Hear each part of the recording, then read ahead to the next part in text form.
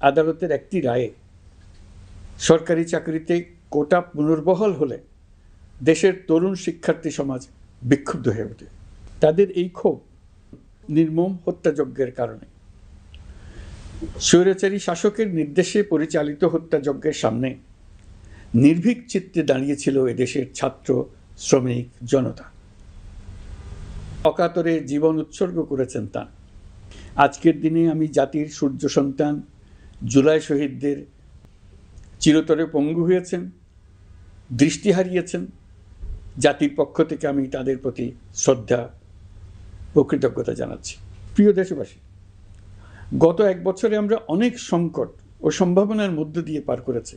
অনেক ঘটনা, দুর্যোগে বিমান বিধ্বস্ত হয়ে ঝরে গেছে আমাদের কোমলমতি শিশুসহ বেশ কিছু মানুষের প্রাণ। আগুনে পুড়ে আহত হয়েছেন অনেকেই। এই ঘটনা আমাদের সবাইকে শোকস্তব্ধ করে দিয়েছে। এই দুর্ঘটনায় নিহতদের আত্মার শান্তি কামনা করছি। যারা এখনো হাসপাতালে চিকিৎসাধীন তাদের দ্রুত আরোগ্য কামনা করছি। এই ভয়াবহ দুর্ঘটনার পর সিঙ্গাপুর, চীন, ভারত সহ কয়েকটি দেশের যে সকল চিকিৎসক এবং নার্স আহতদের সেবায় অক্লান্ত পরিশ্রম করেছেন তাদের প্রতি কৃতজ্ঞতা জানাচ্ছি। যারা রক্ত দিয়ে আহতদের পাশে দাঁড়িয়েছেন কৃতজ্ঞতা জানাচ্ছি তাদের প্রতিও। প্রিয় দেশবাসী, জুলাই অভ্যুত্থানের পর আমরা অনেক দূর পথ অতিক্রম করে এসেছি। আমাদের জাতীয় জীবনে শান্তি শৃঙ্খলা ফিরে এসছে, অর্থনীতিতে গতিশীলতা এসছে, সংকট দূর হয়েছে। মাত্র কয়েকদিন আগে যুক্তরাষ্ট্রের সঙ্গে আমরা সফলতার সঙ্গে শুল্ক আলোচনা সমাপ্ত করেছি। এর ফলে আমাদের অর্থনীতির সম্ভাবনা বহুগুণ বেড়ে গিয়েছে। যখন এক বছর আগে আমাদের অন্তর্বর্তীকালীন সরকার 16 বছর ব্যাপী একটানা ধ্বংসযজ্ঞ এবং লুটপাটে বিধ্বস্ত এক অর্থনীতির দায়িত্ব নিয়েছিলাম, তখন কারোরই মনে হচ্ছিল না এই বিধ্বস্ত অর্থনীতিকে আবার সহজে চালু করা যাবে। মাত্র এক বছরের মধ্যে আমরা এতদূর রাস্তা অতিক্রম করতে পারবো এটা চিন্তাই করা যায়নি। অর্থনীতি ঘুরে দাঁড়িয়েছে, এখন দ্রুত গতিতে এগিয়ে যাবার পালা। আমরা এখন অন্তর্বর্তী সরকার থেকে একটি নির্বাচিত সরকারের হাতে রাষ্ট্র পরিচালনার দায়িত্ব তুলে দেওয়ার দিকে অগ্রসর হচ্ছি।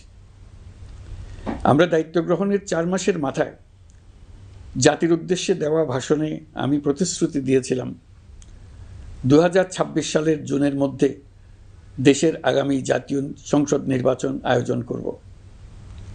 তবে নির্বাচনের আগে আমাদের অত্যাবশ্যকীয় কয়েকটি কাজ সম্পন্ন করতে হবে। এর মধ্যে অন্যতম হল জুলাই ঘোষণাপত্র ও জুলাই সনদ। আজ জুলাই গণ অভ্যুত্থান দিবসে সকল রাজনৈতিক দলকে সঙ্গে নিয়ে আমরা জাতির কাছে জুলাই ঘোষণাপত্র উপস্থাপন করেছি। এই ঘোষণাপত্রে মহান মুক্তিযুদ্ধ সহ বাংলাদেশের মানুষের অতীতের বিভিন্ন ঐতিহাসিক ও গণতান্ত্রিক সংগ্রাম থেকে শুরু করে জুলাই অভ্যুত্থানের প্রেক্ষাপট বর্ণনা করা হয়েছে। আমাদের 3টি দায়িত্ব ছিল: সংস্কার, বিচার ও নির্বাচন। জুলাই অভ্যুত্থানের ছাত্র, শ্রমিক, জনতা দেয়ালে দেয়ালে যে প্রত্যাশার কথা লিখে রেখেছিল তার অন্যতম ফোকাস ছিল রাষ্ট্র ব্যবস্থার গণতান্ত্রিক সংস্কার। সেই লক্ষ্যে আমরা বেশ কয়েকটি সংস্কার কমিশন গঠন করেছিলাম। তাদের মধ্যে প্রধান প্রধান সংস্কার কমিশনগুলো যে সুপারিশ পেশ করেছে সেগুলোর মধ্যে স্বল্প সময়ের মধ্যে আশু বাস্তবায়নযোগ্য বহু সংস্কার আমরা ইতিমধ্যে সম্পন্ন করেছি। এই সংস্কারগুলোর মাধ্যমে অর্থনৈতিক খাত, বিচার ব্যবস্থা ও জনপ্রশাসনে গতিশীলতা আসবে, স্বচ্ছতা ও জবাবদিহিতা বহুলাংশে বৃদ্ধি পাবে, দুর্নীতি, অনিয়ম ও হয়রানি হ্রাস পাবে। দীর্ঘমেয়াদী সংস্কার কাজ বাস্তবায়নের লক্ষ্যে আমরা জাতীয় ঐকমত্য কমিশন গঠন করেছিলাম। এই কমিশনে 30টির অধিক রাজনৈতিক দল ও জোট স্বতঃস্ফূর্তভাবে অংশগ্রহণ করেছে, তাদের মতামত দিয়েছে। প্রাথমিক পর্যায়ে ঐকমত্য কমিশন 166টি সুপারিশ নিয়ে 30টির বেশি রাজনৈতিক দলের সঙ্গে প্রায় 2 মাস ধরে দলগত ও জোটগতভাবে আলোচনা করেছিল। এই প্রক্রিয়ায় যেসব বিষয়ে রাজনৈতিক দলগুলোর মধ্যে ঐকমত্য প্রতিষ্ঠিত হয়েছিল সেগুলো বাদ দিয়ে কমিশনের পক্ষ থেকে 19টি মৌলিক সংস্কারের বিষয় চিহ্নিত করা হয়। দ্বিতীয় পর্যায়ে 23 দিন ধরে আলোচনা শেষে 19টি বিষয়ের বেশিরভাগ ক্ষেত্রেই ঐকমত্য প্রতিষ্ঠা করা সম্ভব হয়েছে, যদিও কয়েকটি ক্ষেত্রে কিছু কিছু রাজনৈতিক দলের নোট অফ ডিসেন্ট রয়েছে। সংস্কারের ক্ষেত্রে আমরা আমাদের লক্ষ্যে পৌঁছাতে পেরেছি। ঐকমত্য কমিশনের পরিচালনায় দেশের সকল রাজনৈতিক দল মিলে দীর্ঘদিন ধরে প্রতিনিয়ত আলাপ আলোচনার ভিত্তিতে জুলাই সনদ চূড়ান্ত হওয়ার পর্যায়ে এসছে। জুলাই সনদ একটি ঐতিহাসিক অর্জন। এটা শুধু আমাদের রাজনৈতিক ইতিহাসে নয়, বৃহত্তর পরিমণ্ডলের রাজনৈতিক ইতিহাসেও স্মরণীয় হয়ে থাকবে। দলিল তো স্মরণীয় হয়ে থাকবেই, এটা রচনার প্রক্রিয়াও স্মরণীয় হয়ে থাকবে। এই দলিল প্রণয়নের জন্য আমি সকল রাজনৈতিক দলের নেতৃবৃন্দকে এবং ঐকমত্য কমিশনের সদস্য অশেষ কৃতজ্ঞতা ও ধন্যবাদ জানাচ্ছি। রাজনৈতিক দলের প্রতিনিধিরা অত্যন্ত সৌহার্দ্যপূর্ণ পরিবেশে আলোচনায় অংশ নিয়েছেন। মতপার্থক্য থাকা সত্ত্বেও সকল রাজনৈতিক দলের মধ্যে ঐকমত্য তৈরির চেষ্টা ছিল। আমরা আশা করছি জুলাই সনদ বাংলাদেশে সুষ্ঠুভাবে ক্ষমতা হস্তান্তর, জবাবদিহিমূলক রাষ্ট্রীয় প্রতিষ্ঠানগুলোর স্বাধীনতা ও সক্ষমতা, নাগরিক অধিকারের সত্যিকারের বাস্তবায়ন, রাষ্ট্রীয় সম্পদ ও সামর্থ্যের ব্যবস্থাপনা নিশ্চিত করবে। আমাদেরকে নিশ্চিত করতে হবে ভবিষ্যতের কোনো সরকারই যেন আর ফ্যাসিস্ট হয়ে উঠতে না পারে। রাষ্ট্রকে এমনভাবে মেরামত করতে হবে যাতে কখনো কোথাও ফ্যাসিবাদের লক্ষণ পাওয়া গেলেই সেটিকে যেন তাৎক্ষণিকভাবে সেখানেই নির্মূল করা যায়, আর যেন 16 বছরের জন্য অপেক্ষা করতে না হয়, বহু মানুষকে প্রাণ দিতে না হয়, আমাদের যেন আরেকটি গণ অভ্যুত্থানের প্রয়োজন না হয়। জুলাই আগস্টের মানবতা বিরোধী অপরাধ মামলায় বিচার কাজ দৃঢ়ভাবে এগিয়ে চলেছে। বিচারের আনুষ্ঠানিক শুনানি পর্বও শুরু হয়েছে। ইতিহাসের নির্মম হত্যাযজ্ঞে যারা জড়িত তাদের বিচার এদেশের মাটিতে হবেই। বিচার প্রক্রিয়া ও এর ফলাফল ক্রমান্বয়ে মানুষের কাছে প্রকাশিত হতে থাকবে। বিচারের পুরো প্রক্রিয়া দেশবাসীর কাছে স্বচ্ছ ও দৃশ্যমান রাখা হচ্ছে। এবার আমাদের সর্বশেষ দায়িত্ব পালনের পালা, নির্বাচন অনুষ্ঠান। আজ এই মহান দিবসে আপনাদের সামনে এই বক্তব্য রাখার পর থেকেই আমরা আমাদের সর্বশেষ এবং সবচাইতে গুরুত্বপূর্ণ অধ্যায়ে প্রবেশ করব। আমরা এবার একটা নির্বাচিত সরকারের কাছে দায়িত্ব হস্তান্তরের প্রক্রিয়া শুরু করব। অন্তর্বর্তী সরকারের পক্ষ থেকে আমি প্রধান নির্বাচন কমিশনারের কাছে চিঠি পাঠাবো যেন নির্বাচন কমিশন আগামী রমজানের আগে 2026 সালের ফেব্রুয়ারি মাসে জাতীয় নির্বাচন অনুষ্ঠানের আয়োজন করেন। আপনারা সকলেই দোয়া করবেন যেন সুন্দরভাবে নির্বাচন অনুষ্ঠান করে এদেশের সকল নাগরিক একটি নতুন বাংলাদেশ গড়ার কাজে সফলভাবে এগিয়ে যেতে পারে। আমরা সরকারের পক্ষ থেকে এই নির্বাচন যাতে সুষ্ঠু, শান্তিপূর্ণ এবং উৎসবমুখরভাবে সম্পন্ন করা যায় সেজন্য সকল প্রকার সাহায্য সহযোগিতা প্রদান করব। এবারের নির্বাচন যেন আনন্দ উৎসবের দিক থেকে, শান্তি শৃঙ্খলার দিক থেকে, ভোটার উপস্থিতির দিক থেকে, সৌহার্দ্য ও আন্তরিকতার দিক থেকে দেশের ইতিহাসে স্মরণীয় হয়ে থাকে। সেই জন্য সকল আয়োজন সম্পন্ন করতে আগামীকাল থেকে আমরা সকলেই মানসিক প্রস্তুতি ও প্রাতিষ্ঠানিক আয়োজন শুরু করব। নির্বাচনে ভোটারদের সম্পর্কে দুই একটা কথা বলতে চাই। এবার আমরা প্রবাসী ভোটারদের ভোট দেওয়ার আয়োজন নিশ্চিত করতে চাই। অর্থনৈতিক দিক থেকে সম্পূর্ণ বিধ্বস্ত বাংলাদেশ যে আবার দ্রুত ঘুরে দাঁড়াতে পেরেছে তার বড় কারণ হলো আমাদের রেমিটেন্স যোদ্ধাদের ঐতিহাসিক অবদান। নির্বাচনে তাদের অংশগ্রহণ নিশ্চিত করার জন্য নির্বাচন কমিশন প্রস্তুতি নিচ্ছে। নারী ভোটাররা যেন দেশের সর্বত্র নির্দ্বিধায় আনন্দোৎসাহ সহকারে তাদের ভোট দিতে পারে এটা নিশ্চিত করতে চাই।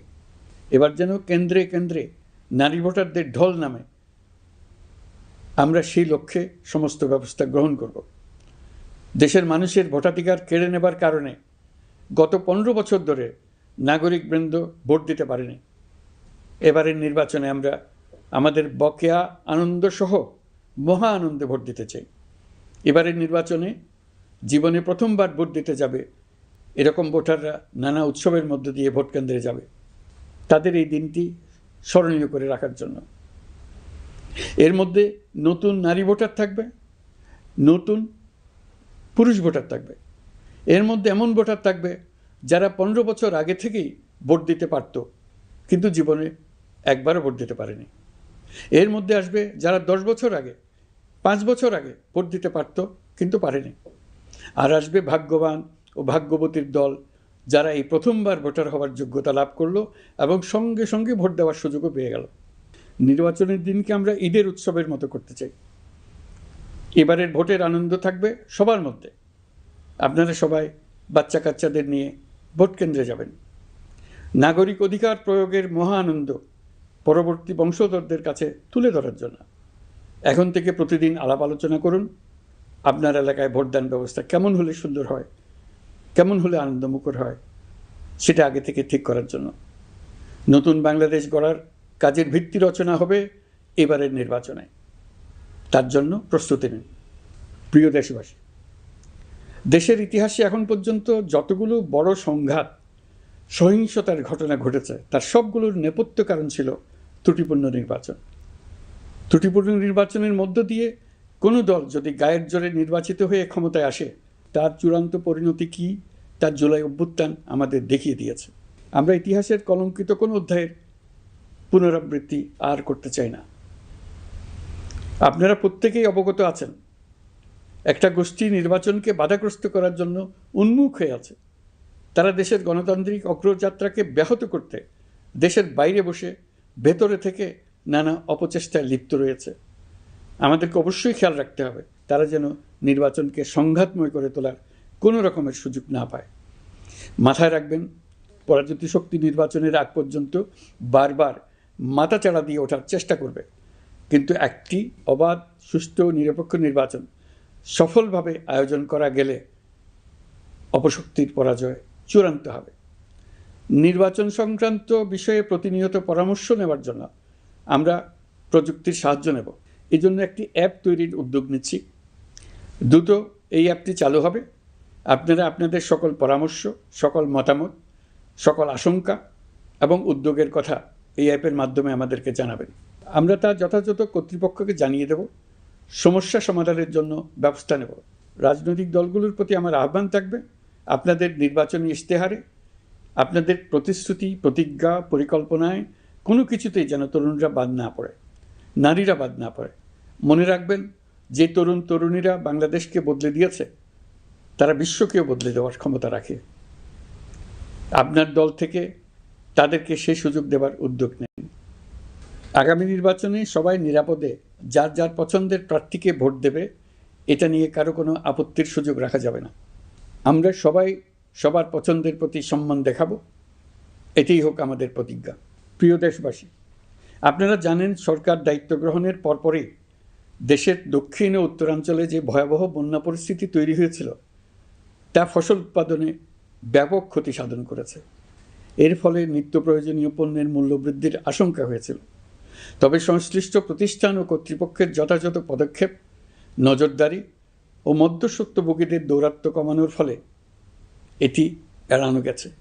বিশেষ করে এবছরের পবিত্র মাহে রমজান মাস থেকে শুরু করে এখন পর্যন্ত বাজার পরিস্থিতি স্থিতিশীল রয়েছে। মূল্যস্ফীতির নিয়ন্ত্রণ ছিল আমাদের জন্য সবচেয়ে বড় চ্যালেঞ্জ। ভঙ্গুর অর্থনীতি ও বন্যার কারণে খাদ্য মূল্যস্ফীতি হয়েছিল প্রায় 14%। এখন সেটা অর্ধেকে নেমে এসছে। আমরা আশা করছি ডিসেম্বরের মধ্যে এটা 6% নেমে আসবে। এই জুন মাসে দেশের সার্বিক মূল্যস্ফীতি কমে 8.48% হয়েছে, যা বিগত 35 মাসের মধ্যে সর্বনিম্ন। এই নিয়ে 4 মাস ধরে সার্বিক মূল্যস্ফীতি ক্রমান্বয়ে কমেছে। বর্তমান অন্তর্বর্তীকালীন সরকারের প্রতি প্রবাসীদের অসীম আস্থার ফলে মুদ্রাবাজারেও স্থিতিশীলতা ফিরে এসছে। গত অর্থ বছরে ব্যাংকিং চ্যানেলে রেকর্ড $3033 কোটি প্রবাসী আয় দেশে এসছে।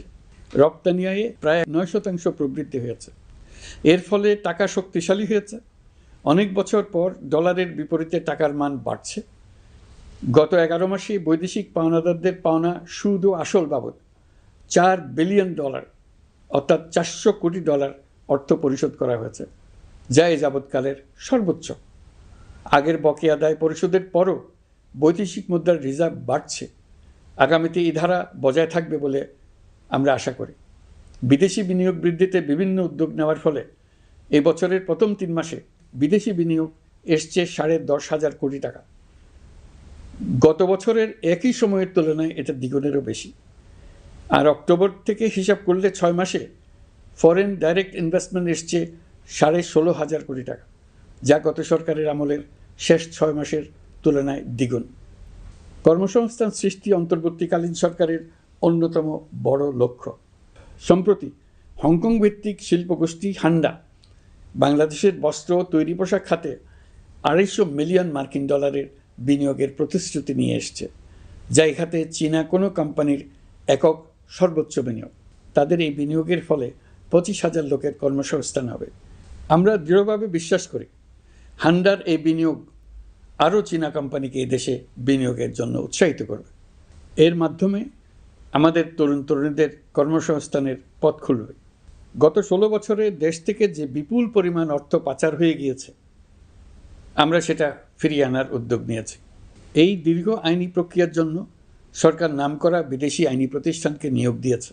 যথাযথ আইনি পদক্ষেপের ফলে বিশ্বের বিভিন্ন দেশে ফেসিবাদী দুর্বৃত্তরা যে অর্থ সম্পদের পাহাড় গড়েছে তার কিছু কিছু ইতিমধ্যে জব্দ হয়েছে। এই কার্যক্রম সঠিকভাবে চালিয়ে যেতে পারলে অল্প সময়ের মধ্যে আরও কিছু ইতিবাচক ফলাফল পাওয়া যাবে বলে আমি বিশ্বাস করি। দেশের ভেঙে পড়া অর্থনীতিকে মজবুত করতে হলে আমাদের চিন্তায় মৌলিক পরিবর্তন আনতে হবে। আমি বরাবরই বলে এসেছি, এদেশের নদী ও বিশাল সমুদ্র আমাদের মূল্যবান সম্পদ। আমরা এই সম্পদকে কাজে লাগিয়ে সমান্তরালভাবে পানিভিত্তিক অর্থনীতি গড়ে তুলতে চাই। আমরা প্রায় ভুলে যাই যে বঙ্গোপসাগরের একটা অংশও আমাদের দেশ। এর পরিমাণ আমাদের মোট জমির পরিমাণের চাইতে বেশি। আমরা প্রায় সবসময় জমিভিত্তিক আমাদের অর্ধেক দেশ নিয়ে মাথা ঘামাই, বাকি পানিভিত্তিক অর্ধেক দেশকে হিসাবেই ধরি না, কারণ আমরা ওই অংশে বসবাস করি না। আমরা তো হাওর বাওরেও বসবাস করি না, তাই বলে তো তাকে হিসাবের বাইরে রাখি না। এখন থেকে আমাদের অংশের বঙ্গোপসাগরকে আমরা আমাদের দেশের মূল্যবান অংশ, এই কথা সবসময় মাথায় রেখে অগ্রসর হব।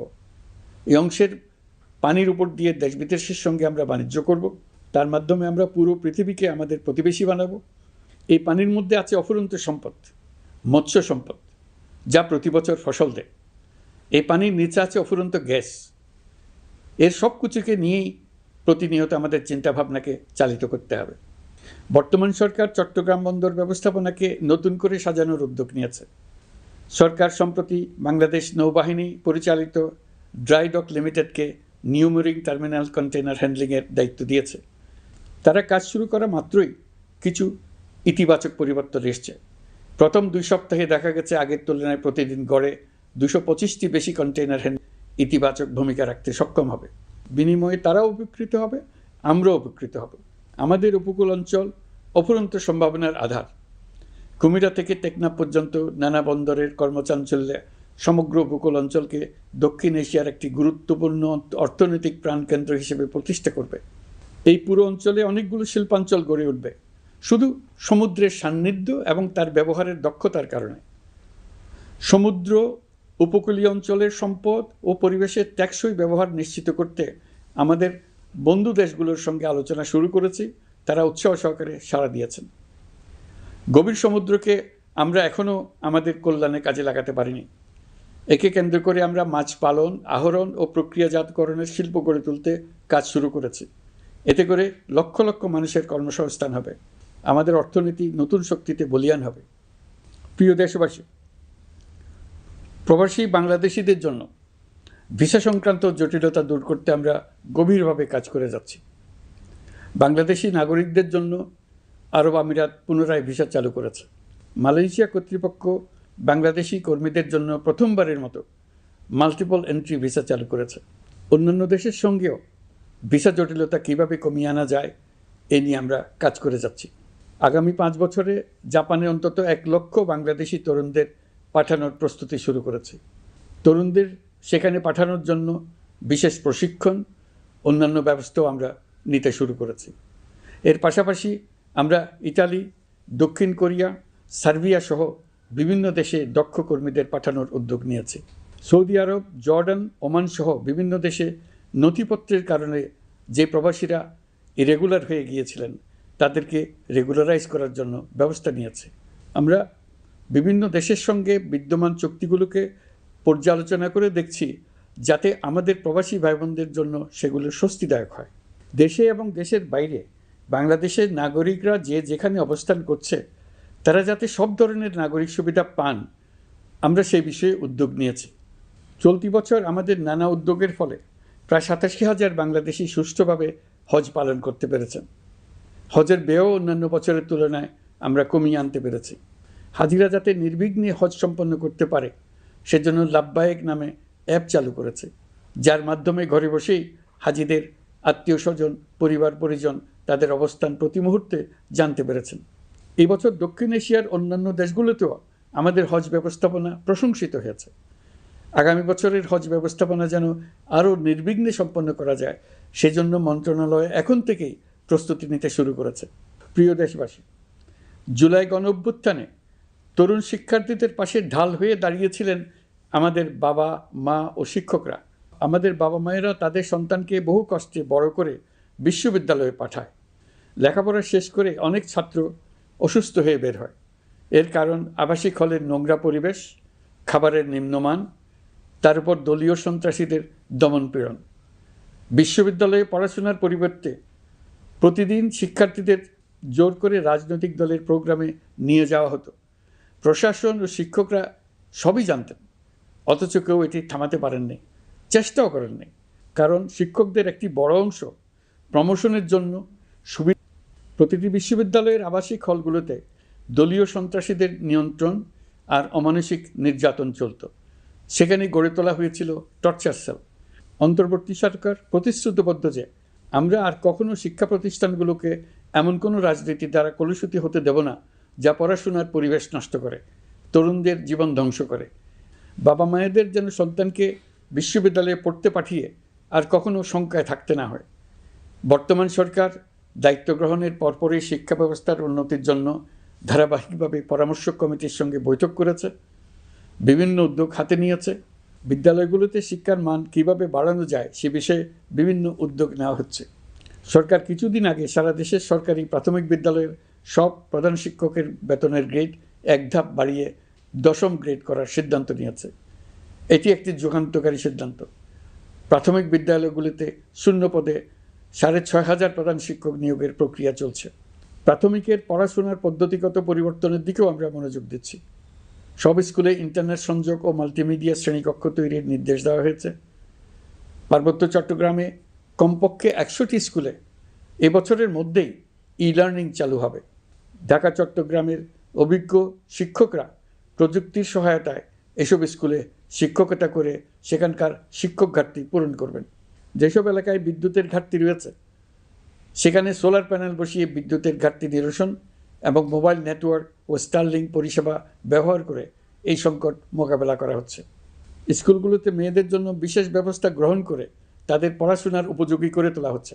স্কুলের অবকাঠামোকে নারীবান্ধব করে তুলতে স্কুল ভবন নির্মাণের সময় কমিটিতে নারী স্থপতি রাখার নিয়ম করা হয়েছে। আমাদের লক্ষ্য হলো স্কুল ভবনের ডিজাইন থেকে শুরু করে পড়াশোনার পরিবেশ চিন্তাভাবনায় মেয়েদেরকে বিশেষভাবে গুরুত্ব দেওয়া, যাতে তারা ব্যক্তিগত নিরাপত্তা ও স্বাস্থ্যের দিক থেকে স্বস্তিদায়ক পরিবেশে পড়াশোনা করতে পারে।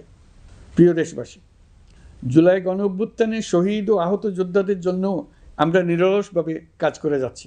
এখন পর্যন্ত 775টি শহীদ পরিবারকে প্রায় 100 কোটি টাকার সঞ্চয়পত্র ও মাসিক ভাতা বাবদ ব্যাংক চেক দেওয়া হয়েছে। অবশিষ্ট যারা আছেন তাদেরও কয়েকটি আইনগত বিষয় নিষ্পত্তি সাপেক্ষে সঞ্চয়পত্র দেওয়ার প্রক্রিয়া চলছে। এর পাশাপাশি আহত 13,800 জন জুলাই যোদ্ধাকে 3টি ক্যাটাগরিতে নগদ টাকা ও চেক বাবদ 153 কোটি 4 লাখ টাকা প্রদান করা হয়েছে। 78 জন অতি গুরুতর আহত জুলাই যোদ্ধাকে সিঙ্গাপুর, থাইল্যান্ড, তুরস্ক এবং রাশিয়ার উন্নত চিকিৎসার জন্য পাঠানো হয়েছে এবং চিকিৎসা ব্যয় বাবদ এ পর্যন্ত প্রায় 100 কোটি টাকা ব্যয় হয়েছে। আহতদের পুনর্বাসনের জন্য সরকারের সবকটি মন্ত্রণালয়ের সম্মিলিত প্রচেষ্টায় বিভিন্ন ধরনের উদ্যোগ নেওয়া হচ্ছে। ফ্যাসিবাদী সরকারের আমলে দেশের শহরে বন্দরে হাজারো প্রতিষ্ঠান, সড়ক, সেতু, সেনানিবাস, যুদ্ধজাহাজ, স্কুল কলেজ, বিশ্ববিদ্যালয়ের নাম পরিবর্তন করে স্বৈরাচার তার নিজের এবং নিজের পরিবারের সদস্যদের নামে চালু করেছিল। আমরা সব নাম পরিবর্তন করে আগের নাম বা মানানসই নাম করে দিয়েছি।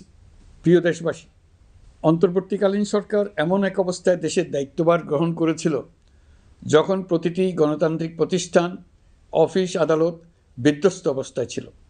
আমাদের প্রথম এবং প্রাথমিক কাজ ছিল এই প্রতিষ্ঠানগুলো সংস্কার এবং পুনর্নির্মাণে হাত দেওয়া, আইনশৃঙ্খলা বাহিনী পুনর্গঠন, অর্থনীতি পুনরুদ্ধার, আইন আদালত, নির্বাচন কমিশন সহ যাবতীয় গণতান্ত্রিক প্রতিষ্ঠানকে সচল করা এবং নাগরিকদের নিকট দায়বদ্ধ করে তোলা। রক্তাক্ত জুলাই ছিল স্বৈরাচারের বিরুদ্ধে তরুণদের পুঞ্জীবিত ক্ষোভের বহিঃপ্রকাশ। 16 বছর ধরে সরকারের স্বৈরাচারী আচরণের বিরোধিতা করে যতগুলো আন্দোলন হয়েছে, প্রতিটিতেই দলীয় সন্ত্রাসীরা অস্ত্র হাতে আন্দোলনকারীদের আক্রমণ করেছে। প্রতিটি আন্দোলনকেই দমন করার জন্য দলীয় সন্ত্রাসীরা সর্বোচ্চ আঘাত করেছে, যেখানে আইনশৃঙ্খলা বাহিনীকেও অংশ নিতে নির্দেশ দেওয়া হয়েছে অথবা দাঁড়িয়ে দর্শকের ভূমিকায় থাকতে বলা হয়েছে। একটি স্বাধীন বিচার বিভাগের জন্য অন্তর্বর্তী সরকার সংস্কার কাজ হাতে নিয়েছে। বিচার বিভাগীয় সংস্কার কমিশনের প্রস্তাবনা অনুযায়ী সুপ্রিম কোর্ট বিচারক নিয়োগ সহ যে সকল কাজ এই সরকার স্বল্প সময়ের মধ্যে করে যেতে পারবে, সে সকল কাজের অধিকাংশ ইতিমধ্যে সম্পন্ন করা হয়ে গেছে। বাকি কাজ চলমান রয়েছে। স্বৈরাচার আমলে দলীয় বাহিনীতে পরিণত হওয়া ভঙ্গুর আইনশৃঙ্খলা বাহিনীকে নতুন করে গড়ে তোলার জন্য আমরা সর্বোচ্চ ব্যবস্থা নিয়েছি। আইনশৃঙ্খলা বাহিনী দ্বারা কোনো মানবাধিকার লঙ্ঘন যাতে না ঘটে, সেই জন্য পুলিশ সদর দপ্তরে একটি সেল কার্যকর করা হয়েছে, যেখানে মানবাধিকার সহ পুলিশ সদস্যদের মাধ্যমে সংগঠিত যে কোনো অপরাধের বিষয়ে অভিযোগ করা যায়। এই সমস্ত সেল অন্যান্য আইন প্রয়োগকারী সংস্থার প্রধান কার্যালয়ও স্থাপন করা হচ্ছে। আসামিদের জিজ্ঞাসাবাদ হবে স্বচ্ছ কাচের ঘরে। হাজতখানায় বন্দীদের মানবিক সেবা নিশ্চিত করা হবে। অভিযান পরিচালনার সময় পুলিশ যেন জিপিএস ট্র্যাকিং সিস্টেম ডিভাইস সহ বডি ক্যামেরা পরিধান করেন তা নিশ্চিত করা হবে। পুলিশ যেন আর কখনোই কোনো আন্দোলন দমনে প্রাণঘাতী অস্ত্র ব্যবহার করতে না পারে, সেই ব্যবস্থা নেওয়া হয়েছে। বেআইনি সমাবেশে বল প্রয়োগের ক্ষেত্রে জাতিসংঘের স্বীকৃত 5টি ধাপ অনুযায়ী পুলিশ সদস্যদের প্রশিক্ষণ দেওয়া হচ্ছে। সব মিলিয়ে স্বরাষ্ট্র মন্ত্রণালয়ের পুলিশ সংস্কার কমিশনের প্রস্তাব অনুযায়ী 16টি সংস্কার কাজ সম্পন্ন হয়েছে। আরও 43টি সংস্কার কাজ সমাপ্ত হওয়ার পথে। দেওয়ানি আইন, নারী ও শিশু নির্যাতন দমন আইন সহ বিভিন্ন আইনগত সংস্কার সম্পন্ন হয়েছে। সম্প্রতি সরকার ফৌজদারি কার্যবিধি সংশোধন অধ্যাদেশ 2025 অনুমোদন করেছে। এর ফলে এখন থেকে কোনো ব্যক্তিকে আটকের পর 12 ঘন্টার মধ্যে যত দ্রুত সম্ভব পরিবারকে জানাতে হবে। আটককৃত ব্যক্তিকে আইনজীবীর সঙ্গে সাক্ষাতের সুযোগ দিতে হবে। গ্রেপ্তারকৃত ব্যক্তি রিমান্ডের পর অসুস্থ বা আহত হলে তাকে ডাক্তার কর্তৃক পরীক্ষা করতে হবে এবং আঘাতের কারণ নিশ্চিত হতে হবে। তার প্রয়োজনীয় চিকিৎসা দিতে হবে। এক্ষেত্রে পুলিশের দায় থাকলে আইনি ব্যবস্থা নেওয়ার বিধান যুক্ত করা হয়েছে। এই আইনের ফলে গ্রেফতার ও আটক নিয়ে মানুষের হয়রানি অনেক কমে আসবে। পুলিশের জবাবদিহিতা বাড়বে এবং বিচারের কাজ দ্রুততর হবে। পুলিশ সংস্কার কমিশনের সুপারিশ ছিল কোনো ব্যক্তি থানায় জিডি করতে গেলে অবশ্যই তা গ্রহণ করতে হবে। জিডি গ্রহণ করা ছাড়া থানা থেকে কোনো ব্যক্তিকে ফিরিয়ে দেওয়া যাবে না। এই সুপারিশের ভিত্তিতে সরকার সিদ্ধান্ত নিয়েছে দেশের সব থানায় অনলাইনে জিডি করা যাবে। এখন থানায় জিডি না নেওয়ার আর কোনো অভিযোগ থাকবে না। গণতান্ত্রিক চর্চার অন্যতম প্রধান শর্ত গণমাধ্যমের স্বাধীনতা। অতীত ইতিহাসের দিকে তাকালে দেখা যায় মুক্ত সাংবাদিকতার ক্ষেত্রে প্রথম এবং সবচেয়ে বড় বাধা হিসেবে কাজ করেছে সরকার। অন্তর্বর্তী সরকার এইসব বাধা অপসারণে বিভিন্ন উদ্যোগ নিয়েছে। আমরা সমালোচনাকে উন্মুক্ত করে দিয়েছি। যে কেউ চাইলেই যে কোনো মাধ্যমে, সেটা মূলধারার গণমাধ্যম হোক কিংবা সামাজিক যোগাযোগ মাধ্যমেই হোক, সরকারের সমালোচনা করতে পারছেন। এমনকি রাষ্ট্রীয় গণমাধ্যমেও সরকারের সমালোচনা করা যাচ্ছে। নিকট অতীতে যা ছিল অকল্পনীয়। সাংবাদিকদের জবাবদিহিতা নিশ্চিত করার জন্য সরকার ইতিমধ্যে প্রেস কাউন্সিল পুনর্গঠন করেছে। আপনারা জানেন, সামাজিক যোগাযোগ মাধ্যমে প্রতিদিন বিপুল পরিমাণ গুজব ও অপতথ্য ছড়িয়ে পড়ছে। দেশকে অস্থিতিশীল করতে হাতিয়ারে পরিণত হয়েছে গুজব। অপতথ্য মোকাবেলা করার জন্য সাংবাদিকদের সক্ষমতা বাড়াতে বিভিন্ন ধরনের প্রশিক্ষণের ব্যবস্থা নেওয়া হচ্ছে। স্বৈরাচারী সরকার আমলে সাংবাদিকতার ক্ষেত্রে বড় বাধা ছিল ডিজিটাল নিরাপত্তা আইন, যা পরে সাইবার নিরাপত্তা আইন রূপে আবির্ভূত হয়েছিল। আমরা এই আইনটি বাতিল করেছি।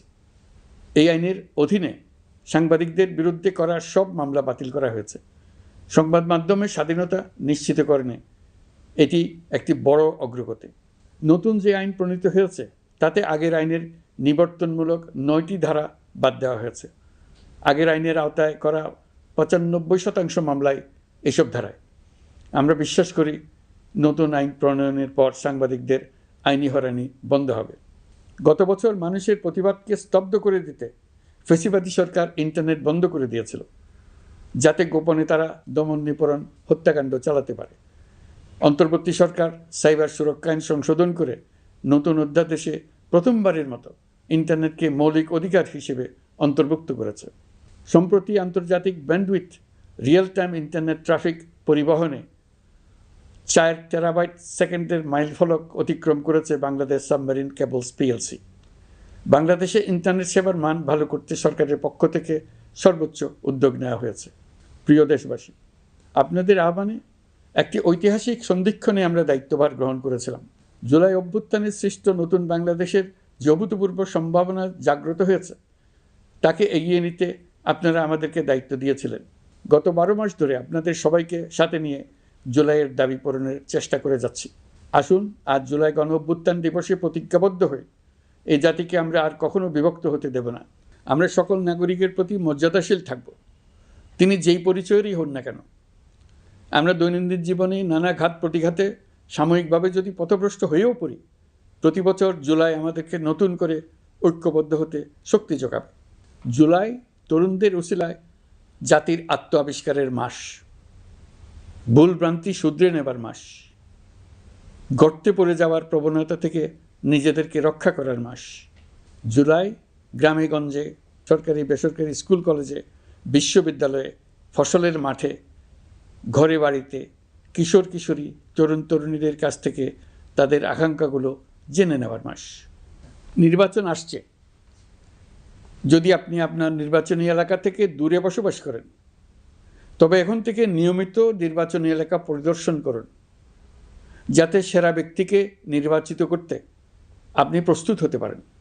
যাদের তাজা রক্তের বিনিময়ে আমরা আমাদের এই অতি মূল্যবান অধিকার ফিরে পেলাম, ভোটটা দেওয়ার আগ মুহূর্তে যেন তাদের চেহারা আমাদের চোখে ভেসে ওঠে। ফেব্রুয়ারি বেশি দূরে নয়। নির্বাচন নিয়ে প্রস্তুতি নিতে নিতেই ভোটের দিন এসে পড়বে। বহু বছর আমরা কেউ ভোট দিতে পারিনি। এবার আমরা সবাই ভোট দেব, কেউ বাদ যাবে না। সবাই যেন বলতে পারি, নতুন বাংলাদেশ গড়ার পথে দেশকে রওনা করার জন্য আমি আমার ভোটটা দিয়েছিলাম। আমার ভোটেই দেশটা সে পথে রওনা হতে পেরেছিল।